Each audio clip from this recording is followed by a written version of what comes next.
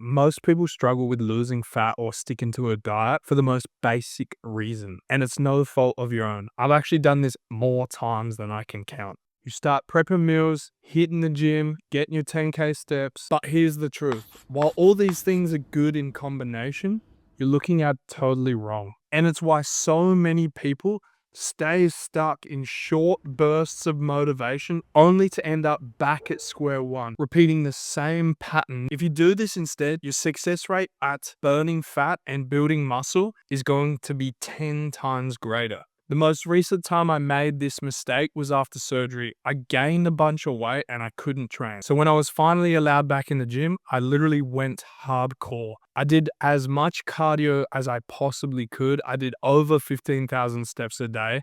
I ate under 2,000 calories a day, and I was trying to train as much as possible, only to burn out and come to the same conclusion as I'm about to share with you. Since then, I've helped countless people move past this exact struggle. So why is your approach holding you back? If you think about it like when you were trying to learn to ride a bike, you want to ditch the training wheels as fast as possible. But if you do this, you only get so far, a few pedals, and just fall straight to the side. The same thing happens when you're trying to lose fat or build muscle. If you go all in too fast, you'll burn out. You will not succeed. But if you gradually build up, you actually succeed. Now think about your current lifestyle. You work 8 to 12 hours a day. You might have kids. You probably enjoy spending time with your friends on the weekend, which is totally fine, but it leaves you little to no time to train or do any activity at all. Now, if this sounds like you, here's a better approach. I'm going to make it nearly impossible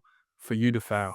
Week 1, build the foundation. Start with 2 full body workouts per week. That builds habit of exercise. You're going to have no step target yet, but you're going to use this week to build a foundation. So you're going to keep your smartphone on you at all times and use the step tracker inside your smartphone to get the average amount of steps you walk over the next 7 days. Don't change anything yet when it comes to steps. Same goes with food.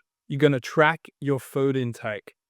No changes to the diet yet. You're just simply going to download MyFitnessPal and start to track everything that passes through your lips, including liquids. The only thing you're not going to track is the water that you drink. Download MyFitnessPal and get used to scanning the food labels that you eat or entering it in manually.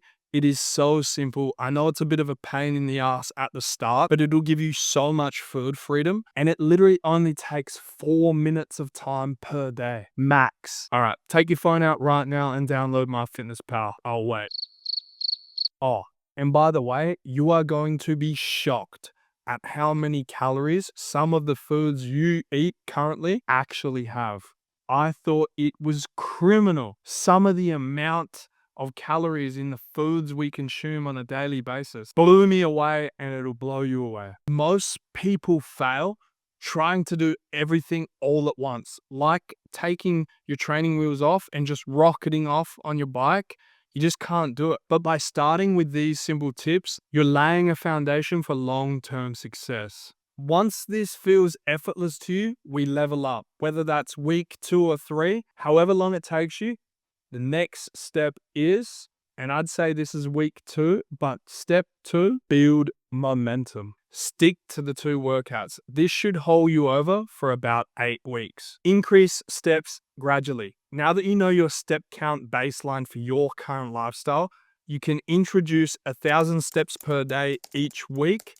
And a simple way to do this is walk for 10 minutes after meals, walk between sets when you're at the gym, and add a 15 to 20 minute walk to your day. I prefer to do this as a part of my bedtime routine. It just winds you down and helps you sleep. So you're kind of killing 2 birds with 1 stone. Foods, still no pressure. You're already ahead of 99% just by tracking. You don't have to hit a perfect calorie goal or protein goal yet. But if you feel ready, use a calorie calculator. I've left one in the description to get an exact calorie amount and protein target that you got to eat for either fat loss or muscle building. Just start aiming for those targets the best you can. No need to get it perfect, but it is a good start to try to aim for those targets. So we're at week 3 now or week 4 now, depending how long it takes to get into this process. There is no rush though, because you're already ahead of 99%, but this is where step 3 comes in, refining the process. So you're going to dial in your macronutrient goals, protein,